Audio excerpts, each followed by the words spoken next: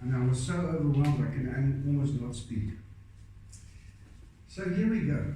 I have not prepared this sermon. But I take it that this is a word from God this morning. You see, things happen in our life and we don't know. Sometimes we know the will of God, sometimes we don't know the will of God, and we go with that assurance, and sometimes not.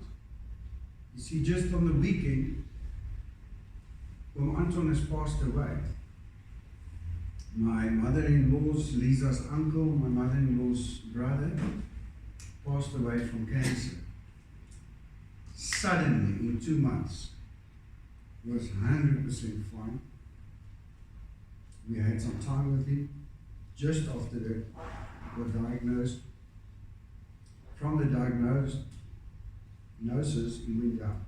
2 months, less than 2 months, less than 2 months. And Friday it was now. Struck with grief, Lord, why do you do this? We prayed, even fasted.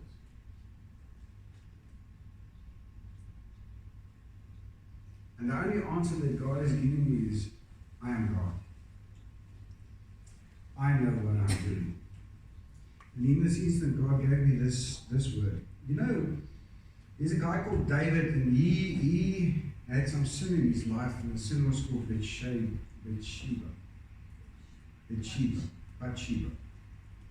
So I don't have to go there. You know the story. You know the story of David and Bathsheba. Okay?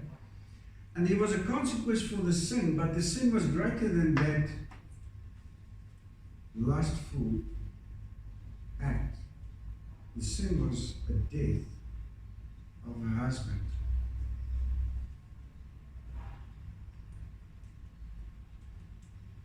So what happened is, Bathsheba got pregnant, the baby was about to be born, and got sick. And then David went into a fast. He went into a 7-day fast. Trying, and I don't know why I said the words that I said before Pastor Chris started. Trying to persuade God. Trying to twist God's arm. He went into a 7-day fast. And on that 7-day fast, he was he was seeking God like he knew. He was a man after God's own heart. He was seeking God in an earnestness, I think, that he probably never had in his life. This was for the life of his child. So I don't think David was playing around with God. He knew God. He knew the principles of God. He knew how God operates. And he was now fighting a battle for his child.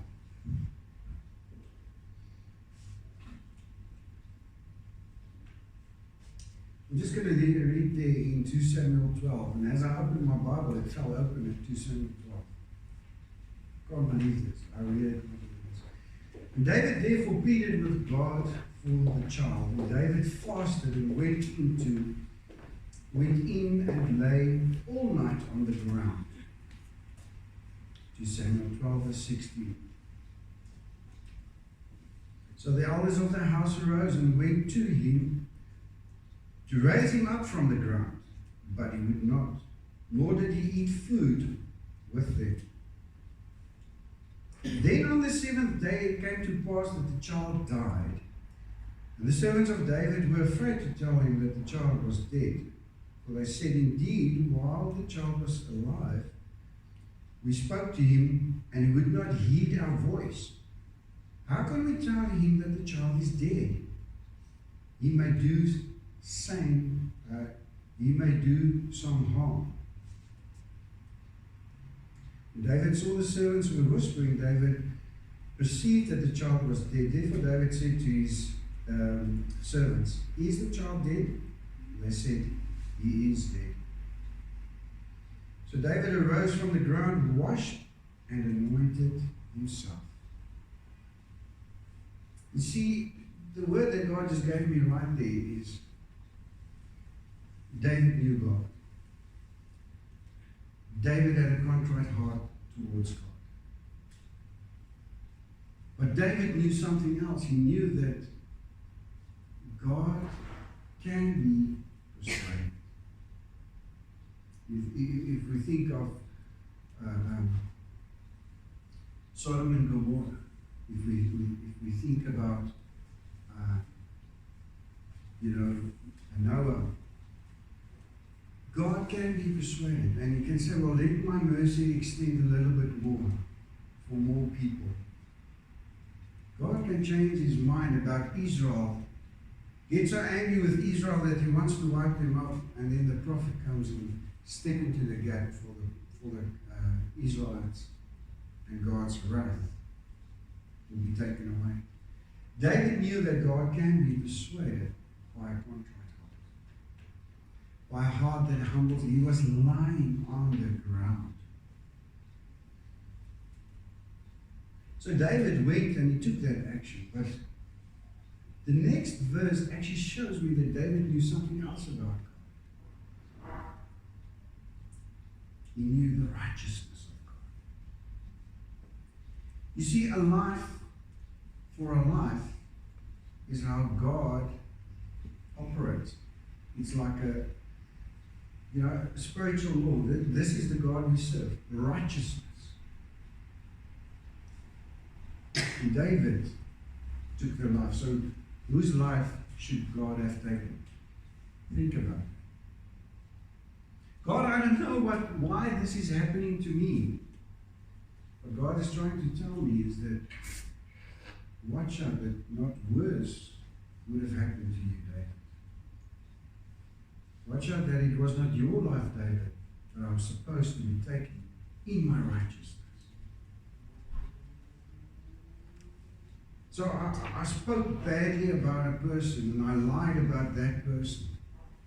In the righteousness of God, sin needs to be punished. I've swayed from your commandments and whatever sin, you can think about whatever sin needs to be repaid in the righteousness of God. And sometimes things happen in our lives. We cannot understand God's righteousness. We cannot understand why things happen and how God allows things to happen in our lives. Now David, on the next verse, he says, so David arose from the ground, washed and anointed himself, and changed his clothes. And he went into the house of the Lord and worshipped. You see, because David knew God, he could understand that, listen, all my efforts did not yield God to change his mind about what he needs to do. God took the life of the Son. And with that, David realized that God's will has been done. It's over. It's now time to move on. And he moved on and he said, well, let me change my clothes. Let me change my appearance. Let me get into a right standing with God for worship. And just think about this. He hasn't been eating for 7 days. The first thing that he did was to worship. The first thing that he did is to worship. And I must admit to you, I don't know the answers. I don't know. We prayed, we fasted for a while. But God's will was established in his life. I know one thing, that Anton did not always live a life according to God's principles. But I know one thing also, that in this last 2 months, he probably prayed more than what he ever did in his life. In this last 2 months, he was probably closer to God than what he ever was in his life. So who am I to question God? God, I fasted. God, we prayed. A lot of people, God, why? Who am I? When God in his wisdom has decided on a course of action, I must be like a David and say, I will get into a ready state to worship.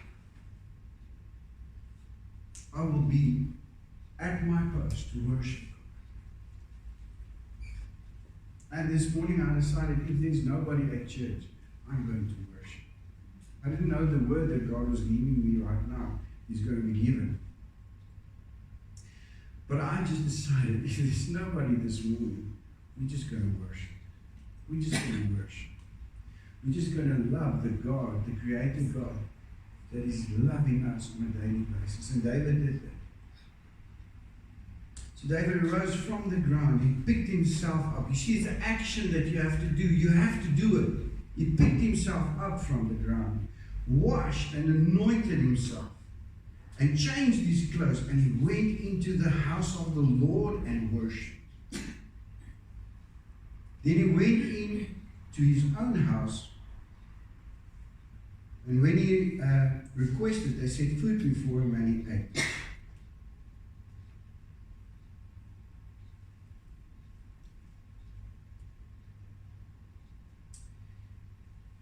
So the servants then questioned him and said, but, maybe let me just read it. Then his servant said to him, what is this that you have done? You fasted and wept for the child while he was alive, but when the child is dead, you arose and ate food. And he said, while the child was alive, I fasted and wept. For I said, who can tell whether the Lord will be gracious to me, that the child may live? You see, and in that, it tells me that I've got an obligation. Doesn't matter the odds, doesn't matter what is happening in your life. My obligation, your obligation, is to stand in the gap. My obligation is to be in that position, interceding for whatever my condition or somebody else's condition, but to stand in the gap. Not to throw in the towel. Not to say, okay, God's water or God's akker. In English it means, let the will of God be done. What does the other guy say? What? Inshallah. Have you heard that? The will of God be done. Inshallah. Islamic guy say that. Inshallah. My job is to still intercede. My job is to stand in my position, stand in my post, and bear the burden. The Word of God tells us, carry each other's burdens. Can I ask you, are you carrying somebody's burden, or are you carrying your own burden alone? As a pastor, I'm sure Pastor Chris can also attest that as a pastor, you carry a lot of other people's burden by default. Okay? But willingly, whose burden are you carrying this morning? Verse 23, but now he is dead. Why should I fast? Can I bring him back again? I shall go to him, but he shall not return to me. You see, there is the hope in glory, the insight that David had. Can you imagine this guy? He was crying, he was lying on the floor for 7 days. He didn't even stand up for 7 days, he was just lying there for 7 days. He was down and out. And after that, he picked himself up and he says, no, you know what? God's will be done. God ordained it for him not to be here with me, but the grace of God is so good. The grace of God is so enormous. I will still see him. I will still meet him. There is still a hope in glory. Whatever this life and this earth can throw at me, there is still a hope in glory. He says, I will go to him. See, David had an insight and a knowledge of God that most of us probably don't have. He knew how God operated. He probably knew the heart of God better than any other person. And he knew that if God has ordained for his son or daughter, they say it's a child, for the child not to be here on earth, the child is living in heaven. And you know what? David, I'm on my way to heaven. I've got this hope and glory. I know that I'm going to be reunited with that loved one. And I just want to encourage you with this, is that it's not to say only in heaven, but I believe firmly that if for whatever reason God in His wisdom has acted in your life, it will always turn out to the better. If we think about it, Job, and if we think of what happened with Job and how it actually turned out at the end, I believe whatever happens in our life, God's plan, if I allow God to have His perfect will, it will always turn out to my advantage and my benefit. Amen. And just to prove, in the physical, what does God do? In the next verses He comes and He says, He went to Bathsheba.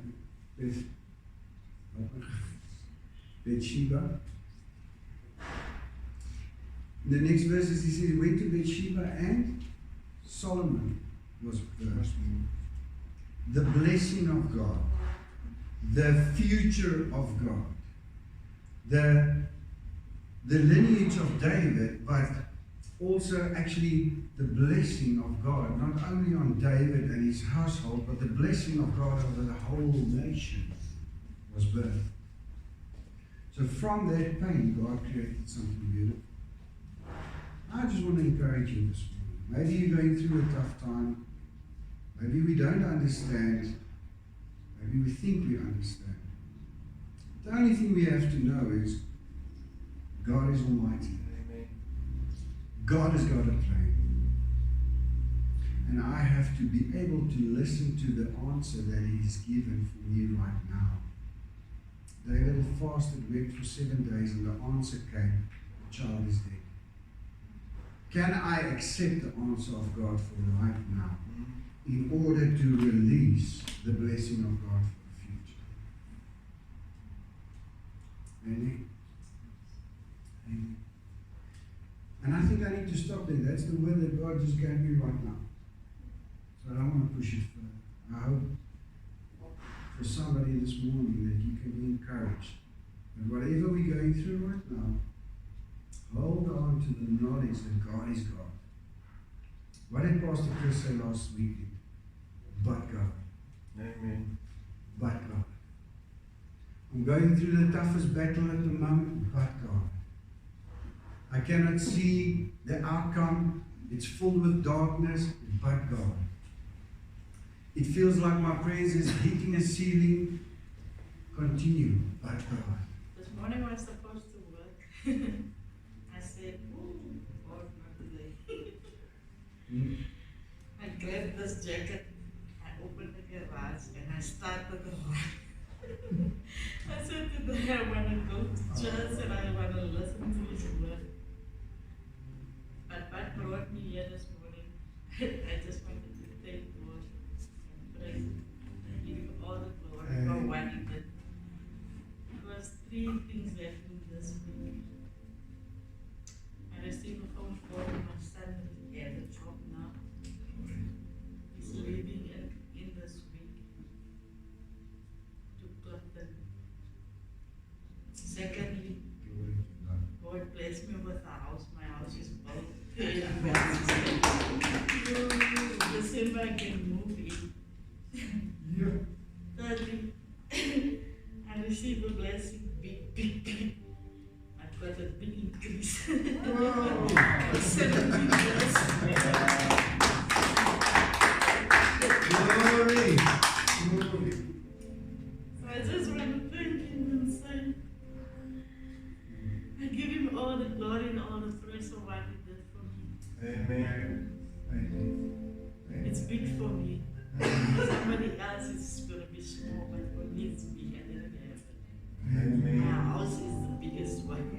I don't have to rent there, but I can live in my own house. Glory. Amen. Thank you. Sure. Glory to God. That's the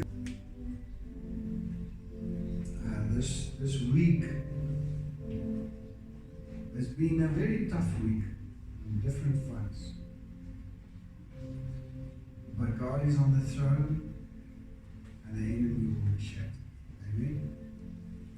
You know Revelation 12. I almost wanted to just go to Revelation 22 and started preaching there about what is waiting for us. The New Jerusalem and all of that. But it was just amazing to me how the Holy Spirit just works this morning.